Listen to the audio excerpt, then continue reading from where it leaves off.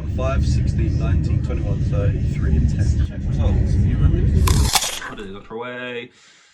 Yesterday or today or whenever this goes up, Ira was saying, we're talking about Mr. Beast and how his get ready for this, get ready for the zoom in. Dun-dun-dun. Videos are fake. Well, now we're hearing similar things, and I spoke about that in depth, but about something I kind of predicted, and it's not like definitely confirmed, but the Amsterdam dad story. And for a lot of people, this is sad news. Fake. I see people getting mad when they saw this like fake little Twitter hungry clout chasing phonies. Like my funny Twitter story I was telling people about fake. I would, I'd love this to be fake because it's one of those things when you think about it too long, it gets really sad. I saw someone tweet like, uh, just heard the Amsterdam dad story and it's genuinely ruined my day. My thoughts and prayers go out to that family. Like he tweets something really serious like that, and it's like low key, kind of true though, kind of true because it's like just stop. Okay, stop finding it funny. Just for try. I know it's hard. Try to stop finding it funny for 1 second, and then deep it. It's like how could you ever like move forward from that point with any of the people currently in your life when that happened? Your life would be a BCAD, but for your life. It would be like before the whole and after. And those Old Testament, New Testament, and everyone can pick their favorites, which are, but you live with what you have. You got to move on. You start anew. You move. I just no way. And I even said like the more I started to think about it, what's like crazy about this isn't just the fact that this happened, because that's insane enough that it would even happen and so unlikely. But then the fact that it would immediately get out, because in my mind that's something you would take to the grave with the person that was outside the window, and we know who that person was. And once you had stopped scream, crying, and vomiting, you would then like slap each other around the face, and go, no one knows, or like you would like devise a plan of action to move on from that point. You wouldn't like immediately the family wouldn't know within a day, and then that would get out to close friends who would tell friends who would then voice note people, and within like a couple of days Twitter knows.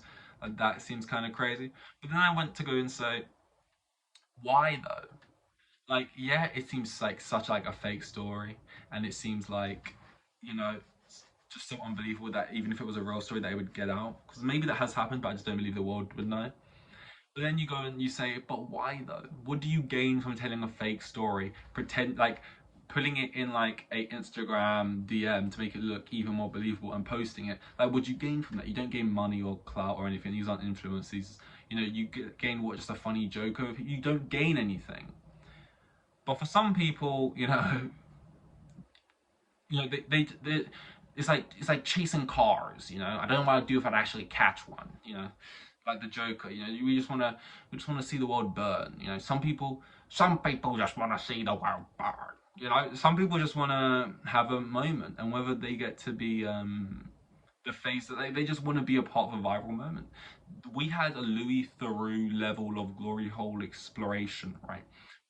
Twitter detective go into this, calling up people like, okay, and do your holes actually supply this? They've narrowed it down to four, there's this and that, going in and out of the places, right? And basically coming to the conclusion that this story is not possible for the area that it was set in and the time it was setting and this and that, and they don't have these options available, right?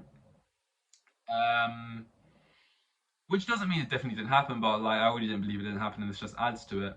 And although we could describe this woman as a party pooper, for me, she just got the party started because I know the crazy part of the story is like the story, but for me, it's more interested in figuring out if it's real or fake and why lie. Well, not lie. I'm doing the thing, but like why deceive? Just for this clout which you don't even get, like just for a little joke, like we told people this happened and some people believed it. It's not like one of those things where like a Max Fosh video where like we tricked the internet into believing this was real, and that I don't feel like you would even get that out of it. What would you get? Just like we made something semi-viral on Twitter, but there's no way it can be um like drawn back to us as being the ones who did it. Like we just want to be like it's like getting gassed about thinking of a viral tweet, telling your best mate, them tweeting it going viral, and you sitting there like so gassed with getting like satisfaction out of it, like, ah, I had a viral tweet, and it's like, oh, show me your account, let me see it, and it's like, no, it's on his account, but I came up with it, and I'm so gassed about it. It's like, what are you getting out of this? But yes, he had some like Sherlock Holmes online, Sherlock Holmes, am I right? Online, uncover the story and whatever. Um, of the, I mean, and yeah, good. The word is right again. And the final thing I have here, because we'll be very short, very short. Very, don't ask me questions. Um, this is kind of football related, but also it's not even that deep. It's not even really something you can really go into about or talk about. There's not really much to say on it. But Garnacho, Manchester United player. Anana had a terrible start to his life at Man United, but he saved a penalty in the Champions League after McTominay gave away a penalty for the second game in a row. And this time he did save it. And, after the game celebrations and this and that, after they managed to beat, who was it, 1-0? Copenhagen? And Garnacho takes to Twitter with a picture of him and his teammates and Onana celebrating with no words but two emojis. Emojis of choice: gorilla. Onana's skin color.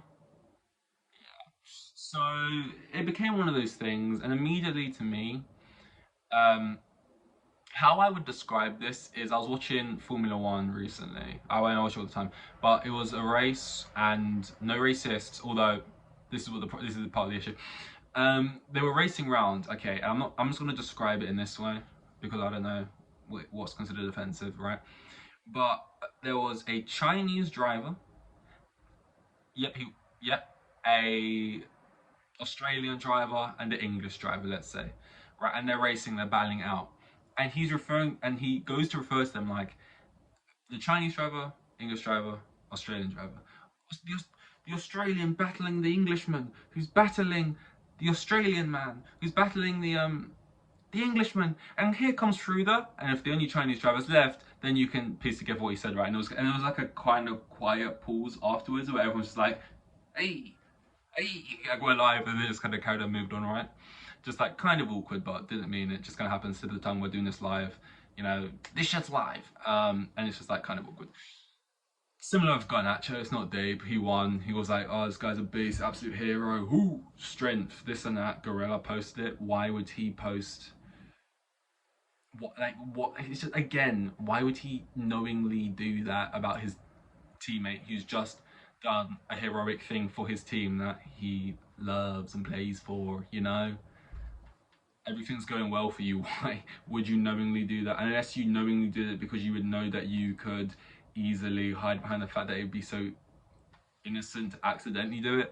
But again, that's just like such a wild thing to claim could be the case. That it's just like you can't make that. You can't, especially when there's there's nothing else. There's no other things to say. Look, he's had these issues before. Look, here's a picture of a man who's 8th Halloween party when he was 8 in blackface.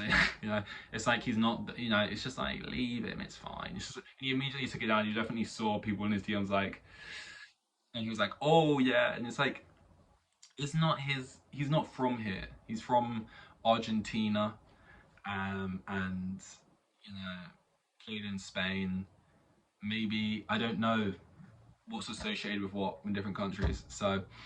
But it's just one of those things. It was just mildly funny because everything seems to be going wrong at United a lot on and off the pitch recently, and it's just like another thing where someone else has landed himself in hot water, and it's just mildly funny. And I sorry, I need something to talk about it. So yeah, this is very short, but I'm scared about this dying, which is half the reason why I want to make this short. So I'm just gonna call it now. It is a 20-minute one before this, which isn't long for a podcast by any means, but for me it slightly is.